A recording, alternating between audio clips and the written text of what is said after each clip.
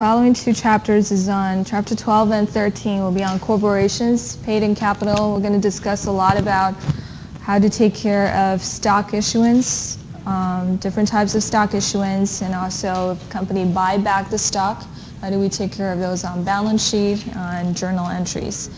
Okay, so chapter 12 is on paid-in capital and how it's reported on balance sheet. We're also going to touch a little bit on retained earnings again, basically reviewing the closing entries part.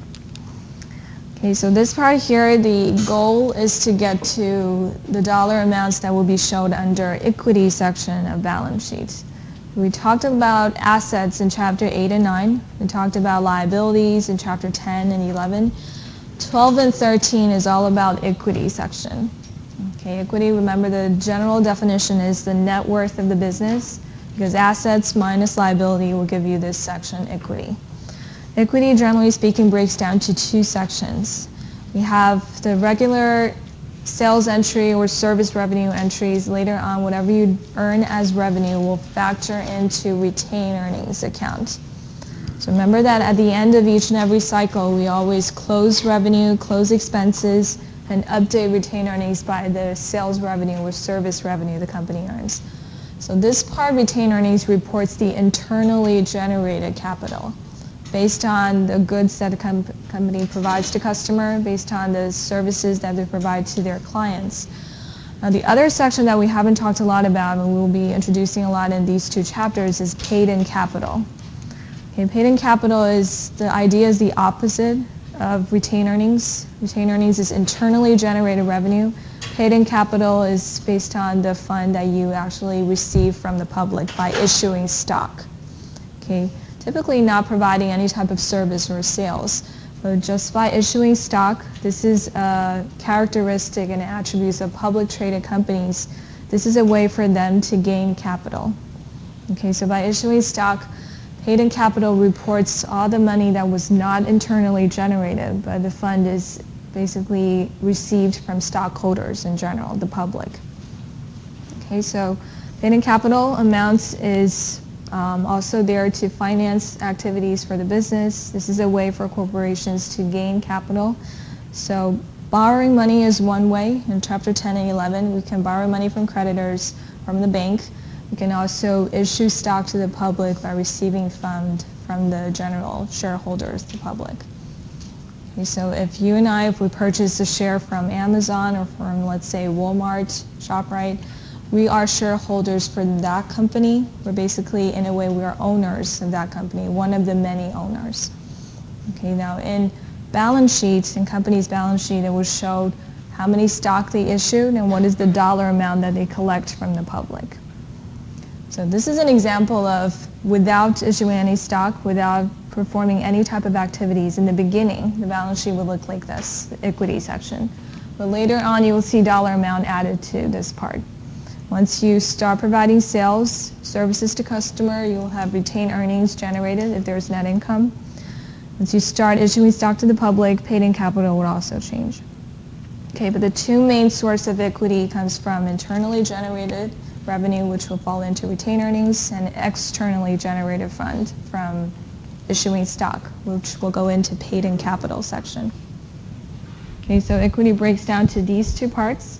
Then paid-in capital, we'll talk about different types of stock, common stock, preferred stock. When you see the term stock, shares, shareholders, stockholders, these are referring to the same thing.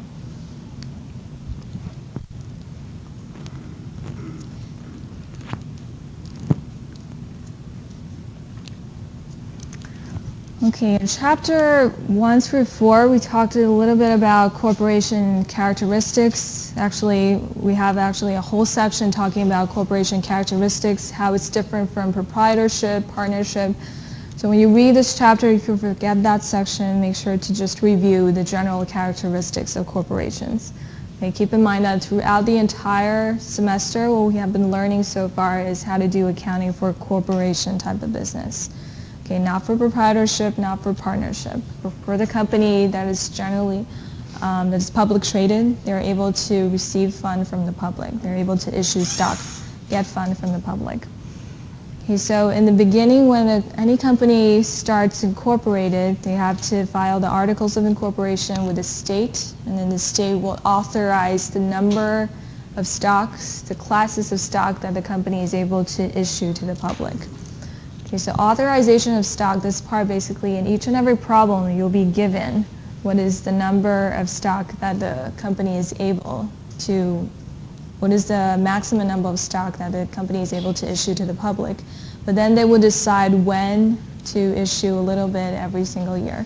They can issue a lot in the beginning, or they can split it to issue a little bit every single year. So that depends. But there's a maximum level. That's the authorized number of shares.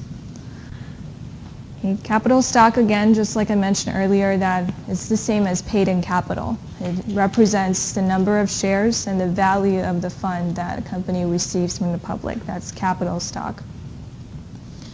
A source document for stock, there's also stock certificate. Nowadays, a lot of the times it's electronically formed.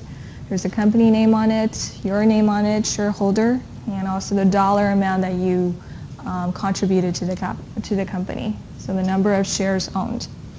Once a person purchases shares, regardless of how many shares, they're considered one of the many owners for that company. Okay, shareholders are really the owners for corporations. But there could be hundreds and thousands of them. But as long as let's say you purchase one share from a company, you're considered one of the shareholders, one of the owners of the business. Okay, now the term outstanding stock represents the shares that company issued to the public. Remember, there's an authorized number of shares. Let's say the authorized number is 1,000 shares that company could issue, for example. Usually it's a lot more than this. If they decide to issue this year 100, then the 100 is the part outstanding. Even though they're authorized to issue 1,000, they may just issue a portion of that this year. So the portion that's actually issued out is considered outstanding stock.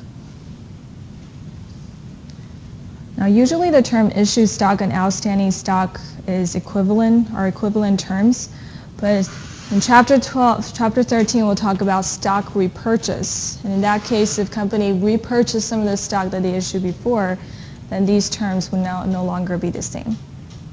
Okay, issued stock usually would represent the total amount of shares that company issued to the public, the fund that they receive from the public. This part here will represent also the part that they collect back.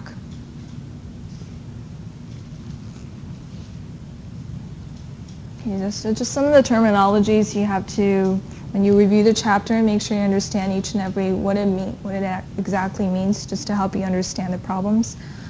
Some of them we'll go over in more details in Chapter 13, okay, especially the repurchase part.